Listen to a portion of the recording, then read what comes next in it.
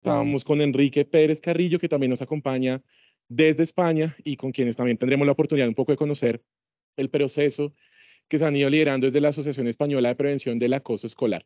Enrique, ¿ahí me escuchas? Sí, os escucho muy bien, gracias. Buenas tardes, desde Perfecto, España. Enrique.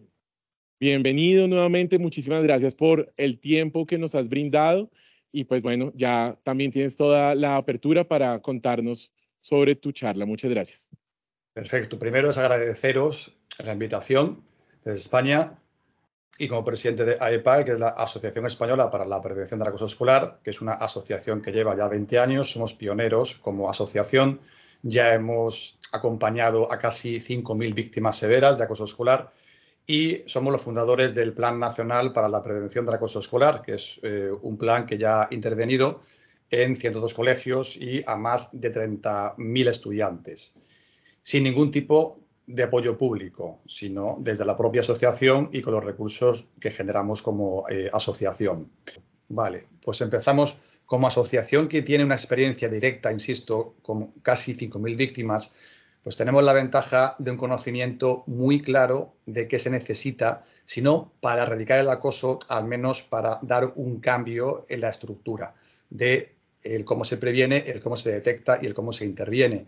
Una de las cosas que más nos preocupan es que se entienda muy bien en la definición de qué es acoso escolar y qué no es acoso escolar, que a veces incluso hay profesores pues, que no saben dónde está el límite o no son tan precisos. Cuando esa definición no está muy clara, al final va en perjuicio de los niños, porque a veces hay actitudes que se justifican porque no es tan precisa esa definición.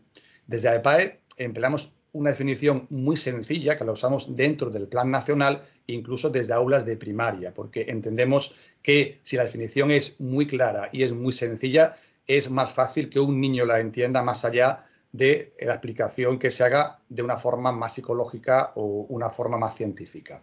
Cualquier forma de maltrato, entendiendo maltrato como cualquier conducta que haga daño, que nos insulten, que nos empujen, que nos excluyan, que nos intimiden, que nos amenacen, que nos golpeen, que ese maltrato sea entre escolares de un mismo centro educativo, da igual que sea de forma ascendente como descendente, no tiene por qué ser dentro del aula, sino cualquier estudiante de ese mismo colegio. ¿Por qué? Porque la expectativa, que es la sensación de que ese maltrato ocurre de nuevo, es porque un niño tiene que ir al colegio todos los días, por eso del mismo centro escolar. El que se produzca en cualquier espacio del centro, no solamente en el aula, sino en el pasillo, en el comedor, en el gimnasio, en el autobús, incluso en el propio perímetro del centro escolar. Ya hay sentencias en España que dicen que el perímetro cercano de un centro escolar es una responsabilidad del centro escolar. Hablamos de una responsabilidad invigilando. El centro tiene la obligación de garantizar la seguridad de esos menores mientras están dentro del centro, incluso a la entrada y a la salida.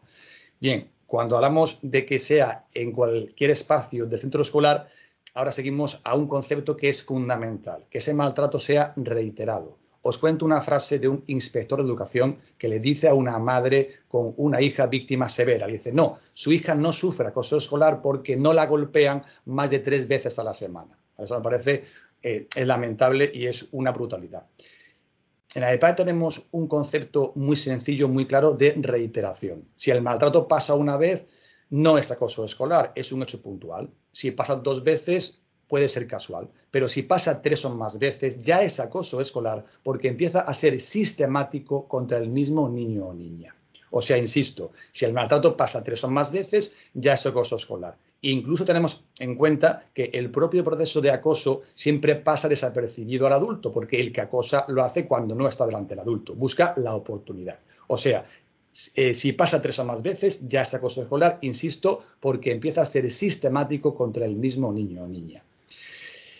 Que si pasa obviamente en las redes sociales, ya hablamos de ciberacoso escolar. Nos gusta decir ciberacoso escolar porque el escolar ya diferencia el ciberacoso. Si hablamos de ciberbullying, pues como bullying ya es acoso escolar, bien, pero preferimos decir ciberacoso escolar porque no todo ciberacoso es escolar. Bien, sobre el ciberacoso quería hacer un pequeño inciso. desde hace unos años se ha puesto el foco mucho en el ciberacoso y es necesario. Pero entendamos una cosa, el ciberacoso no comienza normalmente hasta los últimos cursos de primaria, a los 11 años, 12 años, que un menor recibe su teléfono inteligente, su smartphone y empieza a navegar por las redes y empieza a incluso hacerse perfiles en Instagram, en TikTok, etcétera, etcétera. Pero entendamos que el acoso escolar empieza ya en los primeros cursos de primaria. De ahí la importancia de hacer una buena prevención, porque si un niño con 6 años, con 7, con 8, con 9, sabe qué es acoso, qué no es acoso y tiene conciencia del daño, el día que le llegue un teléfono inteligente ya va a tener más cuidado en cómo usa el teléfono móvil. O sea, no hay que esperar para hacer prevención en ciberacoso, sino hacer prevención en acoso desde los primeros cursos de primaria, incluso desde los 5 o 6 años. Bien, hay dos conceptos que se suelen exigir para que se considere acoso escolar. Uno es que sea intencional. Vale, desde APA entendemos que la intención ya está implícita en cualquier proceso de acoso. ¿Por qué razón? Porque el que acosa lo hace porque obtiene un beneficio, un rédito, sea el que sea, ser más popular en su grupo, el jugar el primero, el ser el primero que usa material deportivo para jugar, el que le quita a otro un sándwich, la merienda.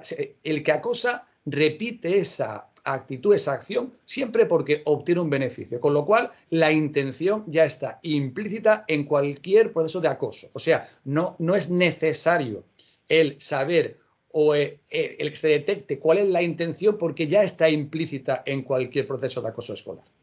Y hay un segundo requisito que se exige, que haya desequilibrio de poder. En cualquier proceso de maltrato siempre ocurre ese desequilibrio. El que maltrata se empodera y el que sufre el maltrato va perdiendo en forma paulatina su autoestima y su seguridad y su confianza. Cierto, pero en cualquier proceso de acoso influyen tres cosas: la frecuencia del acoso, la intensidad del mismo y la resiliencia de ese niño o niña, el cómo gestiona ese proceso. Si imaginamos un vaso de agua y se va llenando gota a gota por sucesivos acciones de maltrato y el vaso se va llenando gota a gota la frecuencia, pero la intensidad, un día sucede un acontecimiento muy intenso, muy fuerte, y ese vaso que estaba por la mitad en el proceso lento de gota a gota, un chorro de golpe rebosa ese vaso. O sea, el proceso de acoso escolar es sumatorio, pero no tiene por qué ser lineal, porque influye, insisto, la frecuencia, la intensidad y la propia resiliencia de ese niño o niña, el cómo gestiona. Os pongo un par de ejemplos.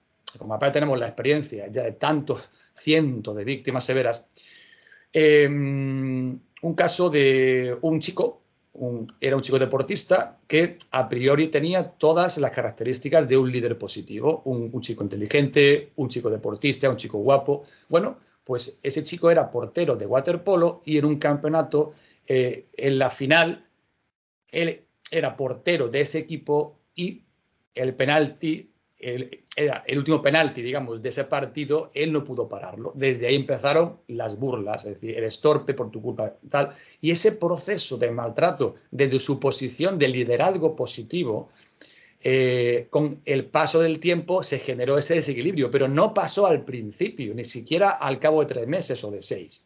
De ahí la importancia que, insisto, muy importante entender, cualquier tipo de maltrato, cualquier conducta que haga daño, si pasa 3 o más veces, ya es acoso. Si pasa dentro del entorno escolar, en cualquier espacio del centro escolar, si pasa 3 o más veces, y que no es un requisito indispensable el demostrar que sea intencional y el que haya ese desequilibrio de poder, porque va a estar implícito tanto uno como otro. Y el desequilibrio, insisto, puede ocurrir a los 3 meses, a los 6 meses o incluso a los 2 años, dependiendo de la resiliencia de ese niño. Bien, desde ahí entramos en los factores y los puntos de inflexión. Desde la experiencia de AEPA hemos visto que hay 2 puntos de inflexión en cualquier proceso de maltrato y esto es muy importante conocerlo. Hay un primer punto de inflexión que es la somatización, que llega cuando hay una expectativa de que un niño, después de sufrir maltrato varias veces, ya anticipa que cuando vuelva al centro le ocurre de nuevo. Eso no ocurre si el maltrato es una vez, 2 veces, pero cuando es 3 o más veces, 4, 5, 6 veces, ya hay una expectativa, una anticipación. De manera que el cuerpo eso lo somatiza y entra la ansiedad y un continuo estado de alerta. Es un primer punto de inflexión que si estamos muy atentos, si podemos detectar que algo está ocurriendo. Y luego voy a entrar más en las señales de alerta, pero estos dos puntos de inflexión creemos que son fundamentales. O sea, si conseguimos que se pueda detectar en el primer punto de inflexión, aún no hay un gran daño psicológico. Ya está en proceso, pero aún no ha llegado. Hay un segundo punto de inflexión que es el más peligroso, que es cuando continúa ese proceso de maltrato, sigue la expectativa, sigue la anticipación, sigue la somatización, sigue un continuo estado de alerta. Eso se cronifica, ya entramos en estrés postraumático, ya entramos en autolesiones, ya entramos en la ideación suicida. Cuando ese niño se rinde, asume su rol de víctima, siente que no hay salida. Ahí ya tenemos un gran daño psicológico. De manera que de ahí la importancia de entender que en cualquier sistema de prevención es muy importante el que podamos detectarlo en forma temprana, porque ese daño va a ser sumatorio y vuelvo a insistir en que influye la frecuencia y la intensidad. Os pongo otro ejemplo, el caso Joaquín, el primer caso mediático en España que provocó que se iniciasen una serie de leyes y una serie de protocolos. El caso Joaquín fue un chico adolescente que se suicidó con su bicicleta y se tiró por un precipicio. Sufría maltrato escolar porque un día en su aula se hizo encima caca porque tenía un problema intestinal. Bueno, pues durante ese año, esa gota a gota que está yendo al vaso, un año continuo de sufrir las burlas, de sufrir las humillaciones, los desprecios, justo cuando pasa un año de ese día de inicio de las burlas, sus compañeros y compañeras, cuando entra en clase y justo se cumplía un año, lo que hacen es que colocan papel higiénico encima de la pizarra y por toda el aula. Cuando ese chico entra en el aula y ve esa imagen de la burla, de los rollos que han puesto por todos lados, cuando se va a su casa, por ese suceso de una intensidad insoportable, rebosa el vaso, se va a su casa, coge la bicicleta y se tira. Entonces, es muy importante entender esto, la frecuencia, la intensidad del daño, los dos puntos de inflexión, la importancia de la detección temprana para intervenir, porque el tiempo es oro. Si no se detecta y si no se interviene en tiempo y forma, puede ocurrir, de hecho ocurre una desgracia. Os recuerdo que el acoso escolar es la principal causa de suicidio en la infancia y la adolescencia. Bien, vamos a seguir avanzando sobre las señales de alerta, sobre las señales. Nos vamos una hacia atrás, por favor, a la anterior. Esa, perfecto. Hay 10 señales de alerta. Están puestas, según nuestra experiencia, de lo más leve hacia lo más grave. El primer indicio de que algo ocurre es un cambio en el comportamiento habitual de un niño. Si un niño o una niña es muy tranquila y de pronto se muestra nerviosa, disruptiva, es que algo ocurre. Y también al contrario, si un niño es muy activo, muy inquieto y de pronto se vuelve huraño, se vuelve inhibido, se encierra en su cuarto, no comunica, es que algo está ocurriendo. Es una primera señal de alerta. Por supuesto, si ya no considera el centro escolar como un espacio seguro, pues obviamente ya no le apetece ir tanto al colegio y empieza a poner excusas para no ir al colegio. Empieza la somatización que antes he dicho, ese primer punto de inflexión que anticipa que le ocurre de nuevo porque ya le está ocurriendo en forma sucesiva. Y estamos en el punto 3, cuando le duele la tripa, le duele la cabeza, porque realmente le duele la tripa, la cabeza, porque anticipa el maltrato y su cuerpo entra en ansiedad y en un estado de continua alerta. Desde ahí, por supuesto, hay una disminución en su rendimiento escolar. No le apetece ir al colegio, ya no lo ve como algo productivo, ya no lo ve como algo pedagógico, ya no es un espacio seguro y baja su rendimiento escolar. Desde ahí, esa continua sensación de ansiedad, de estado de alerta, eso provoca obviamente que ese niño al final tenga pesadillas y que descanse mal y que le cueste dormirse. Hay explosiones de ira en su hogar, incluso cuando llega a su hogar, que es su espacio seguro, después de estar soportando un maltrato continuo, lo que hace es que en su casa, en su hogar, a veces lo paga con su hermano, con su padre o su madre, porque es está sufriendo ese proceso insoportable y cuando llega a ese espacio seguro es cuando se atreve a sacar esa frustración. Por supuesto, ya entramos en ansiedad y tristeza y ahí ya estamos en el segundo punto de inflexión, cuando ese niño o niña normaliza el rol de víctima, lo asume, lo acepta, siente que no hay salida y ya entramos en estrés postraumático, en las autolesiones y en la ideación suicida. Vamos a ir a la siguiente diapositiva, en la que hablamos de los factores que a un niño o niña le ponen en el foco del grupo. Uno es la singularidad y otro es la oportunidad. La singularidad es cualquier circunstancia que a un niño o niña le saque de lo normotípico, de lo normal dentro de ese espacio. Os pongo otro ejemplo que es muy interesante y muy gráfico. En el año 2016 estuve en México revisando los programas con la Dirección de Infancia y Familia de los promotores comunitarios. Y estuve en varios colegios, algunos que eran de ámbito urbano y otros eran de ámbito rural. Recuerdo que cuando estuve, si no recuerdo mal, no sé si era en San Luis de Potosí o en Morelos, no lo recuerdo bien, estuve en un colegio de ámbito rural. Bueno, pues lo que me contaba el profesorado es que los niños y niñas que sufrían más acoso en ese contexto eran los niños y niñas de piel caucásica, de piel blanca, digamos. Pero cuando intervine dentro de un colegio de la capital, era lo contrario. Los niños y niñas que sufrían más maltrato, que estaban más en el foco del grupo, eran los de aspecto indígena. De manera que lo importante es que cuando un niño está más en el foco por cualquier circunstancia, porque sea muy alto, porque sea muy bajo, porque sea muy listo, porque sea poco listo, porque tiene aspecto indígena que no es lo normativo en ese espacio o no, cualquier circunstancia que sea más singular que el resto ya le pone en el foco. Una. Y la segunda sería la oportunidad. No hay ninguna circunstancia evidente, pero un suceso crítico, como en el caso Yoki, que se haga un día encima caca, que un día tropiece en el patio, que un día cuando dice la lección hace compañeros lo haga mal, se equivoque, se ponga nervioso, tartamudee, y eso sea un primer suceso de oportunidad que si se repite en el tiempo 2 o 3 veces se normaliza en el grupo. Entonces, vuelvo a insistir en las circunstancias que a un niño o niña le pone en el foco, y en el foco es cuando es más vulnerable a una burla y a que se pueda repetir ese proceso, son la singularidad y la oportunidad. Bien, pasamos. Una de las herramientas que hay dentro del Plan Nacional AEPAE, el Plan Nacional de Prevención, es un curso específico para las víctimas, entendiendo que las víctimas están en un proceso de indefensión aprendida, que quiere decir que han aprendido a sentirse indefensas por ese proceso de maltrato y que su autoestima y su confianza ha ido decreciendo de forma que ya normalizan esa situación.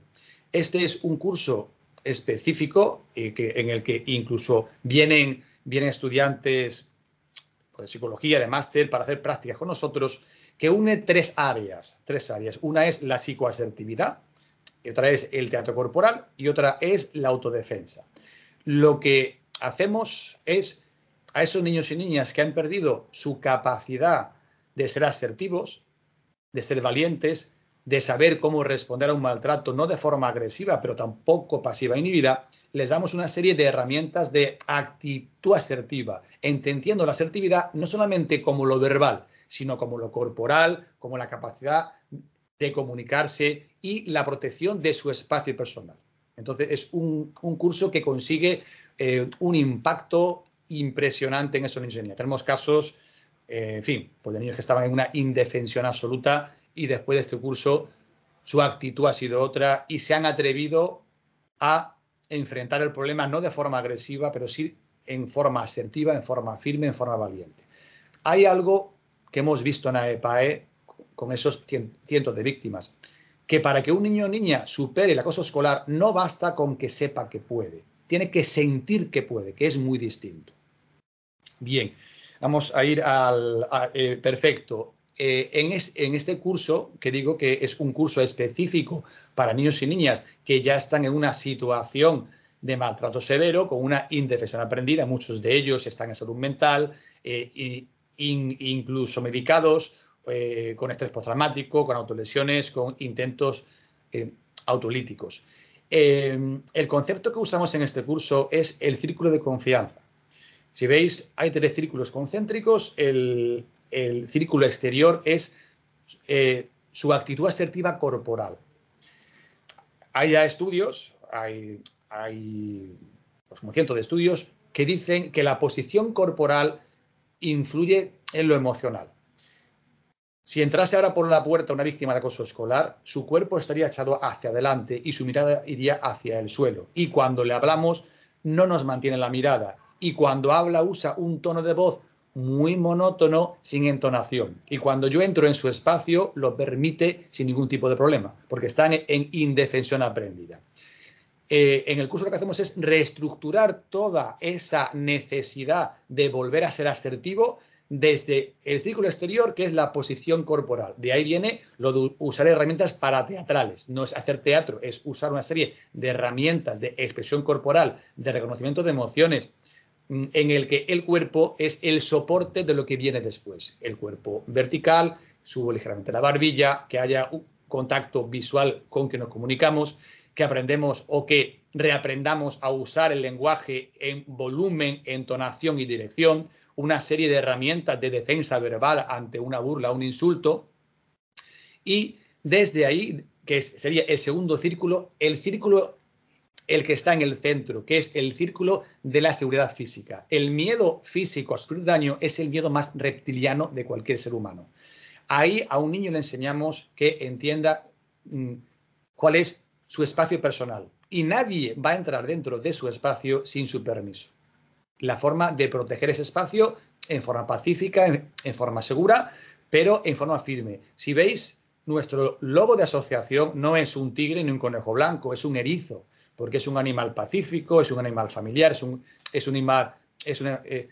animal que cuando hay un peligro no huye y se esconde, sino que se queda en su espacio y saca las púas y dice: yo protejo mi espacio, no permito que me hagas daño, no soy agresivo, pero no lo voy a permitir, y si lo hace va a haber consecuencias, te vas a pinchar.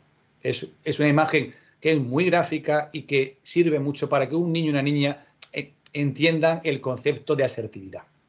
Bien, pasamos a la siguiente diapositiva. Bien, esto es nuestro plan nacional.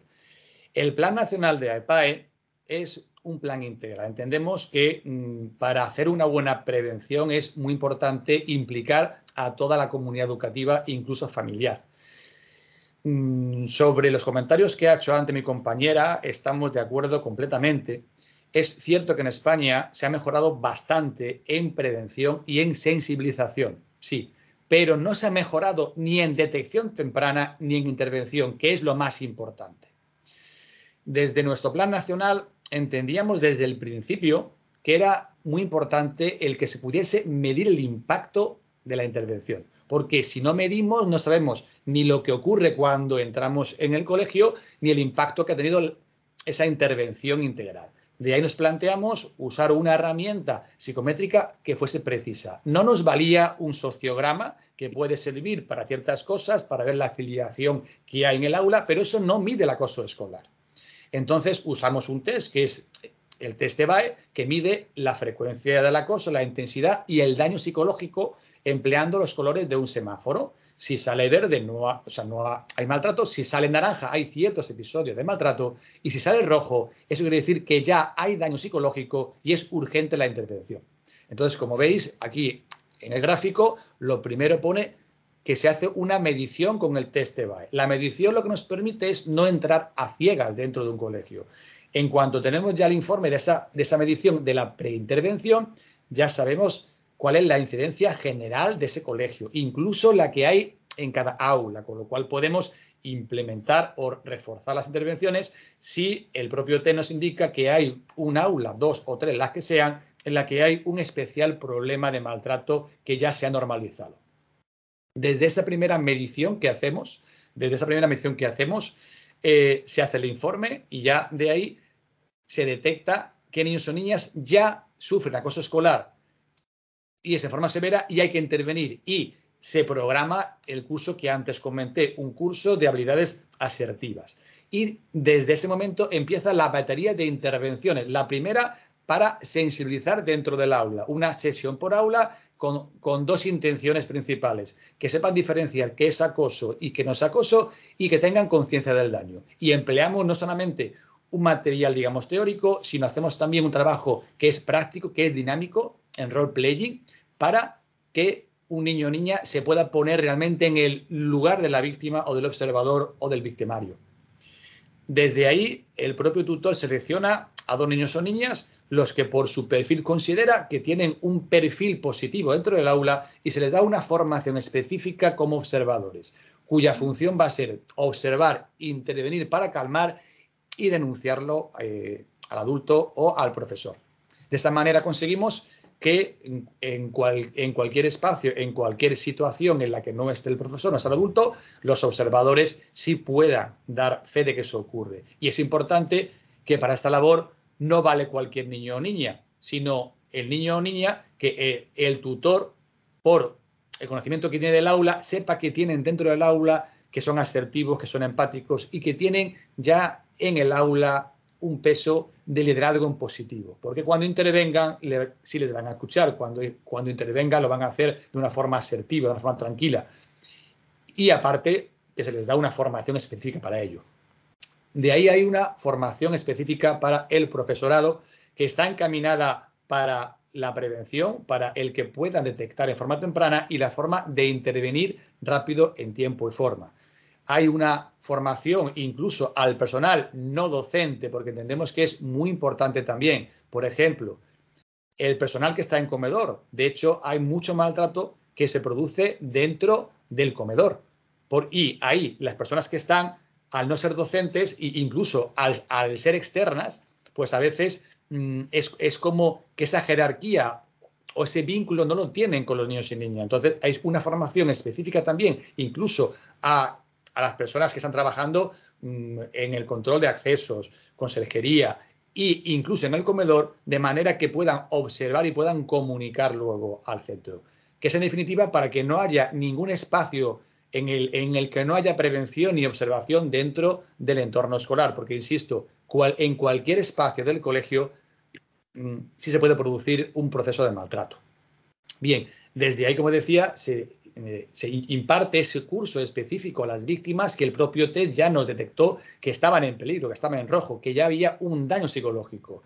Desde ahí se activa el proceso de investigación en el que se recomienda al centro escolar una serie de actuaciones para que se agilice el proceso y en el que se investigue qué niños o niñas son los que han hecho maltrato a la víctima que nos dice el test. Y a esos niños y niñas también se les imparte un curso específico de resolución pacífica de conflictos, que tiene varias áreas: el control de impulsos, la asertividad, el compromiso de cambio, la empatía y la compasión. Es un curso que lo que intenta, que lo que proyecta es que esos niños que son los victimarios, son los que se confirma que son los que maltratan, al final consigan empatizar con ese curso, mientras que el curso a víctimas lo que se intenta es empoderarles. De esa forma conseguimos que en el clima del centro escolar el clima se equilibre, que los que son agresivos pasen asertivos y los que son pasivos inhibidos por haber sufrido acoso suban hacia arriba para ser asertivos. Si conseguimos un ambiente asertivo en el colegio, pues obviamente es más complicado el que se produzca cualquier suceso de maltrato escolar. Y al final ya del proceso, al final de ese curso académico, se vuelve a pasar el test EBAE de nuevo. Y de esa forma, con el pretest y el posttest, se puede medir el impacto de ese programa. En las intervenciones que ha hecho AEPAE en los últimos 10 años, insisto, ya en 102 colegios y alrededor de unos 30.000 estudiantes, se ha reducido la incidencia general en un 54% y en un 94% en víctimas severas. Que eso es algo que no creo que hoy haya conseguido ningún plan que haya de prevención. Porque entendemos que es muy importante y fundamental que se pueda medir el impacto en el pre y en el post. Y que obviamente el acoso no se va a erradicar, pero si puede quedar en algo residual y los casos que existan se hace una intervención correcta en tiempo y forma, lo que estamos ahorrando es mucho sufrimiento a los menores. Bien. No sé si hay ¿Alguna pregunta o algún Perfecto. comentario? No, muchísimas gracias por tu tiempo. Creo que la exposición ha sido más que clara para todo el auditorio. Muchísimas gracias por ello y agradecemos tu presencia. Gracias.